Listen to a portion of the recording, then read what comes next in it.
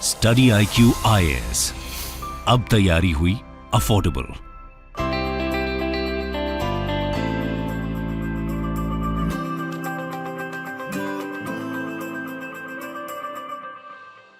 नमस्कार दोस्तों, रशिया के अंदर आपने बाल्टिक स्टेट्स के बारे में सुना होगा। 3 बाल्टिक कंट्रीज हैं जिसमें है लिथुआनिया। मैं अभी आपको सब कुछ मैप में दिखाऊंगा, लेकिन लिथुआनिया के द्वारा रिसेंटली एक ऐसा कदम लिया गया है जिसकी वजह से युद्ध की एक और संभावना बढ़ जाती है। लिथुआनिया ने क्या किया है कि रशिया का जो रेल गुड्स है, जिससे रेल से गुड्स को पहुंचाया जाता है, उसको ब्लॉक कर दिया है। ये आप देख सकते हो कैलिनिनग्रेड। अगर आपको पता हो कैलिनिनग्रेड का जो लोकेशन है तो आप सारा जो स्टोरी है वो अच्छे से समझ जाओगे। मैं भी आपको मैप में दिखाऊंगा। तो रशिया ने वार्न किया है लिथुआनिया को कि अगर वो रेल गुड्स को नहीं जाने दिया, अगर उसको ब्लॉक किया, तो इसका एक बहुत बड़ा कॉन्सिक्वेंस हो सकता है। तो इसको डिटेल से समझते हैं कि एग्जैक्टली पूरा मामला है क्या, लिथुआनिया और जो कैलिनिनग्रेड है, तो यहाँ पर इसका इतिहास क्या है, सोशो इकोनॉमिक स्ट्रक्चर कैसा है, सब कुछ मैं आपको बताऊंगा। चलिए आगे बढ़ते हैं, लेकिन उसके पहले एक बहुत इंपॉर्टेंट खबर। यूपीएससी का जो लाइव फाउंडेशन बैच है, जो कि ऑलरेडी स्टार्ट हो गया है 20 जून से, वो आपका 25 जून को एडमिशन क्लोज हो जाएगा। कहने का मतलब यह है कि इसमें फिर आप एडमिशन नहीं ले पाओगे, तो आपके पास 2 दिन का मौका है कि आप इसका ज़्यादा से ज़्यादा फायदा उठाइए। 20 जून से ऑलरेडी जो पूरे क्लासेस हैं वो स्टार्ट हो चुके हैं, लाइव क्लासेस कराए जा रहे हैं, 1-to-1 मेंटरशिप आपको दी जाएगी, MCQ based learning, daily answer writing जो प्रोग्राम है वो चलाया गया है। तो ये सब कुछ आपको इस कोर्स के अंदर मिलने वाला है, वो भी बहुत ही अफोर्डेबल रेट्स पर, सिर्फ 18,500 में। अगर हमारे ऐप और वेबसाइट पर आप कोड इस्तेमाल करते हैं अंकित लाइव, अदरवाइज ये 25,000 का है। तो जल्द से जल्द इसका फायदा उठाइए। इसके अलावा अगर आप MCQs अटेम्प्ट करना चाहते हैं तो मेरे इंस्टा पेज पर जा सकते हैं, वहां पर स्टोरीज में जितने भी MCQs हैं उसको आप अटेम्प्ट कर पाएंगे। चलिए शुरुआत करते हैं और सबसे पहले देखते हैं एग्जैक्टली हो क्या रहा है। देखिए, रशिया यूक्रेन कॉन्फ्लिक्ट के बीच में मैंने आपको जैसा बताया, जो स्पॉटलाइट है वो कैलिनिनग्रेड पे शिफ्ट हो गई है। मैं अभी आपको दिखाऊंगा। ये जो पूरा रशिया का मैप आप देख रहे हो, यहाँ पर एक तो जो पूरा मेन लैंड हो गया, और यहाँ पर एक छोटा सा ये ओब्लास्ट, एक स्टेट आप कह सकते हैं, ये आपको देखने को मिल रहा होगा। तो यही आपका कैलिनिनग्रेड। तो कैलिनिनग्रेड पर पूरा फोकस शिफ्ट हो गया और रशिया का सबसे वेस्टर्न मोस्ट रीजन है आप कह सकते हैं। और यहाँ पर हुआ क्या है कि लिथुआनिया ने जो गुड्स है जो कि रशिया से कैलिनिनग्रेड की तरफ जाता है, उसको रोकने की कोशिश की है और कहा है कि यहां पर कई सारे ऐसे गुड्स हैं जो कि हम उसको अलाउ नहीं करेंगे। रशिया का कहना है कि ये पूरी तरह से गलत है, ऐसा नहीं होना चाहिए। तो चलिए इस पूरे हर एक चीज को समझने की कोशिश करते हैं। देखो, लोकेशन सबसे ज्यादा इंपॉर्टेंट है कि इसको लोकेशन आपको समझना। देखो, ये जो कैलिनिनग्रेड आप देख रहे हो, ये छोटा सा पार्ट है, ये पूरा जो रशिया का मेन लैंड है उससे अलग है। मैं अभी आपको एक और मैप में दिखाता हूं। ये आप देख पा रहे होगे, ये रशिया का मेन लैंड, ये खत्म हो जाता है। उसके बाद आप देखेंगे, अगर रशिया को लैंड के थ्रू अगर जाना है ये वाले पार्ट में, ये भी आप रशिया जैसा देख रहे होगे, तो यहां पर उनको एटलीस्ट 2 देश से क्रॉस करना पड़ेगा। एक है बेलारूस, उसके बाद है लिथुआनिया। क्योंकि प्रॉब्लम क्या है, देखो, एक तो बेलारूस जो है वो तो रशिया का ही आप कह सकते हो साथी है, दोस्त है, तो रशिया को यहां पर एंटर करने में कोई दिक्कत नहीं है। लेकिन प्रॉब्लम कहां आ जाती है, या तो उसको पोलैंड होकर जाना होगा या फिर लिथुआनिया होकर जाना होगा। तो जो रेल का कनेक्शन बना हुआ है वो बेसिकली रशिया अगर कोई भी सामान अपना इधर से भेजना चाहता है तो उसको यहां पर लिथुआनिया होकर क्रॉस करना पड़ेगा। तो लिथुआनिया ने यहां पर ये जो गुड्स है जो ट्रेन के माध्यम से जाता है उसको रोकने की कोशिश की है। यहां पर अगेन आप देख पाओगे, ये जूम इन मैप है, ये बेलारूस है। बेलारूस में जैसा मैंने बताया कोई प्रॉब्लम नहीं है, बेलारूस पूरी तरह से रशिया का साथी है, कोई दिक्कत नहीं होगा। तो यहां से जब ये जाएंगे तो लिथुआनिया जब जा रहे हैं तो ये प्रॉब्लम क्रिएट कर रहा है यहाँ पर, और इसी की वजह से जो पूरा टेंशन का माहौल है वो हो गया है। ये करीब 15,000 स्क्वायर किलोमीटर का पूरा छोटा सा पार्ट आप देख पाओगे, जिसमें 1 मिलियन से भी कम लोग रहते हैं, मतलब 10 लाख से भी कम रहते हैं। और पूरा रशिया जो वो 85 ओब्लास्ट में बांटा हुआ है। ये जो आप देख रहे हो ना, अलग अलग ओब्लास्ट, ये 85 ब्लास्ट में बांटा हुआ है। उसमें से ये भी एक ओब्लास्ट है, मतलब स्टेट है एक प्रकार से आप कह सकते हो। और मेन लैंड से करीब करीब ये 300 किलोमीटर दूर है। यहाँ से अगर हम मेन लैंड से अगर काउंट करें, देखें किलोमीटर, तो 300 किलोमीटर है, और इसका बाउंड्री इसके साथ नहीं जुड़ता है, इसीलिए थोड़ी बहुत प्रॉब्लम यहाँ पर देखने को मिलती है। लेकिन इसका इतिहास कैसे है, कैलिनिनग्रेड कैसे रशिया का पार्ट हुआ, वो भी जल्दी से देख लेते हैं। देखो, इसका हिस्ट्री अगर आप देखो तो सेकेंड वर्ल्ड वॉर के बाद थोड़ा सा देखने को मिलता है। सेकेंड वर्ल्ड वॉर के बाद क्या हुआ था, एक एग्रीमेंट हुआ था जिसको कहते हैं पोट्सडैम एग्रीमेंट जो है, जिसको साइन किया गया था बाई 3 कंट्रीज, एक है अमेरिका, ब्रिटेन और सोवियत यूनियन इन 1945।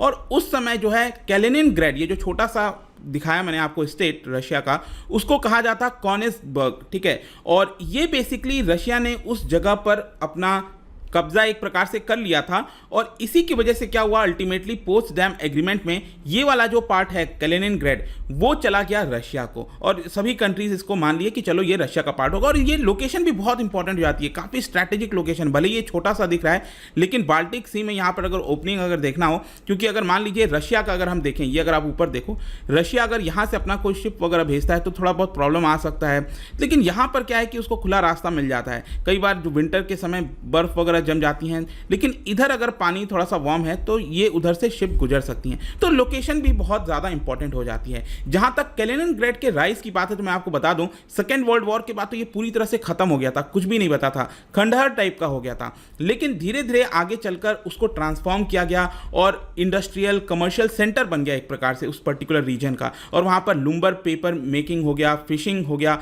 इस तरह के कई सारे जो इंडस्ट्रीज हैं धीरे धीरे देखने को मिला था। इसके अलावा यहाँ पर एक और इंपॉर्टेंट नेवल बेस है, ये अगर आप देखोगे तो ये कैलिनिनग्राड हो गया अगेन, और यहाँ पर बेलेट्स्क जो ये एक बहुत ही इंपॉर्टेंट नेवल बेस है जो कि रशिया इसका इस्तेमाल करता है। और यहाँ पर एक प्रकार से आप कह सकते हो कि रशिया के द्वारा टैक्टिकल तरीके से चीज़ें मूव की गई हैं, जैसे मिसाइल हो गया, सिकंदर मिसाइल अगर आपने सुना हो रशिया का, वो भी यहीं पर डिप्लॉय किया गया है रशिया के द्वारा, ताकि उसको कोई थ्रेट ना हो सके।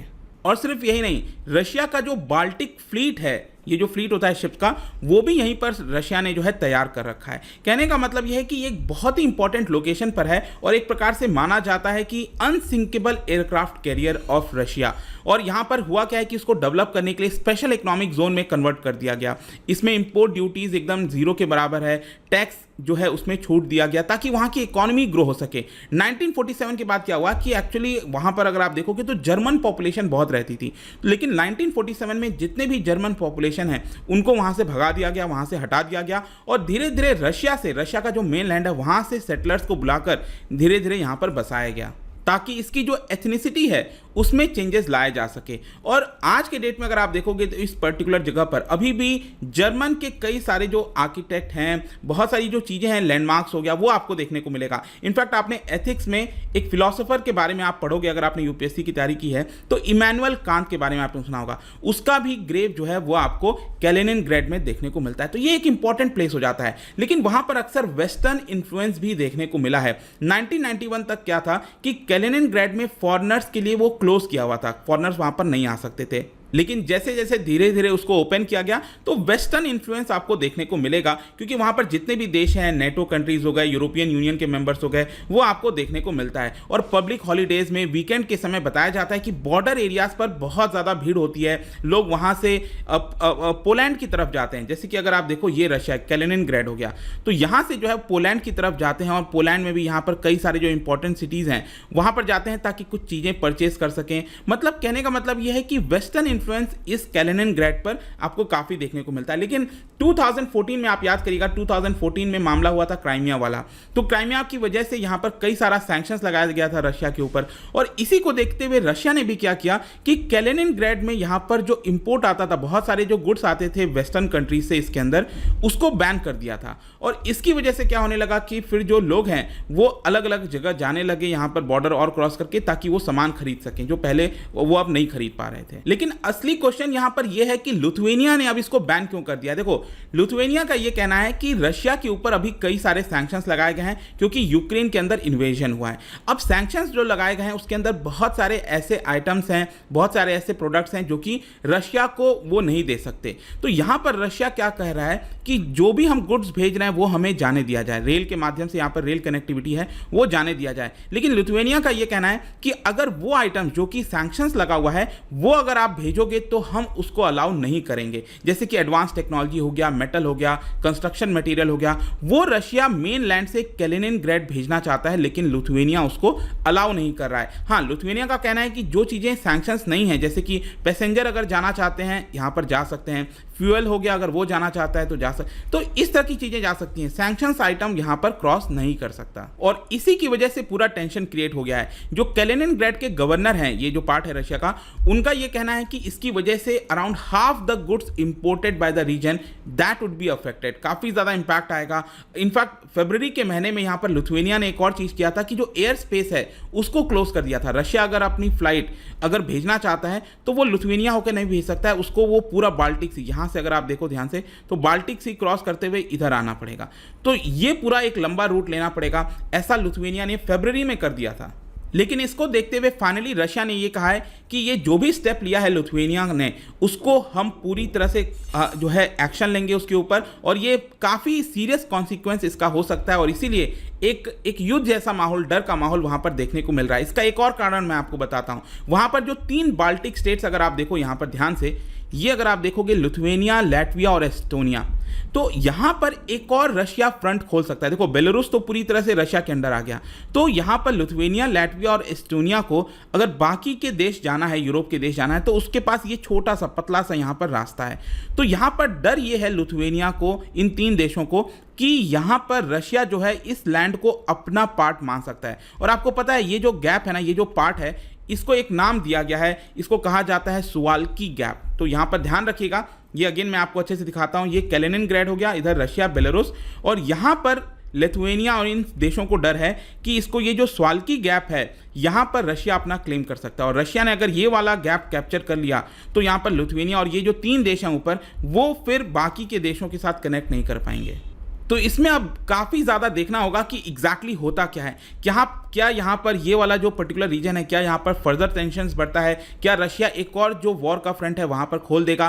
काफ़ी इंटरेस्टिंग होता जा रहा है जो पूरा जियो पॉलिटिक्स है उस रीजन के अंदर, देखते हैं क्या होगा। लेकिन जाने से पहले एक इंटरेस्टिंग क्वेश्चन, अभी मैंने आपको बाल्टिक कंट्रीज़ के बारे में बताया, वो जो 3 देश हैं, एस्टोनिया, लैटविया एंड लिथुएनिया, उनसे रिलेटेड 3 स्टेटमेंट यहाँ पर लिखा हुआ है। इसको ध्यान से पढ़िए और बताइए कौन सा करेक्ट होगा आंसर। और इसका राइट आंसर आपको पता ही है, मेरे इंस्टाग्राम पर तो आपको मिलेगा ही, वहाँ पर अगर आप नहीं हो कोई बात नहीं, आप टेलीग्राम से इसका राइट आंसर ले सकते हैं। और इसके अलावा मैं कई सारे जो MCQs हैं वो स्टोरीज में डालता रहता हूं, आप ले कर पाओगे। बाकी अगर आपको PDF चाहिए तो टेलीग्राम पर आइए, अलग अलग सोशल मीडिया पर आप जुड़ सकते हैं। साथ ही साथ अगर आप UPSC की तैयारी कर रहे हैं, use this code Ankit live हमारे ऐप और वेबसाइट पर, क्योंकि 25 को ये जो पूरा बैच है, लाइव फाउंडेशन बैच, वो क्लोज होने वाला है। कम मौका है आपके पास, use this opportunity. Thank you so much. Study IQ IAS, अब तैयारी हुई अफोर्डेबल।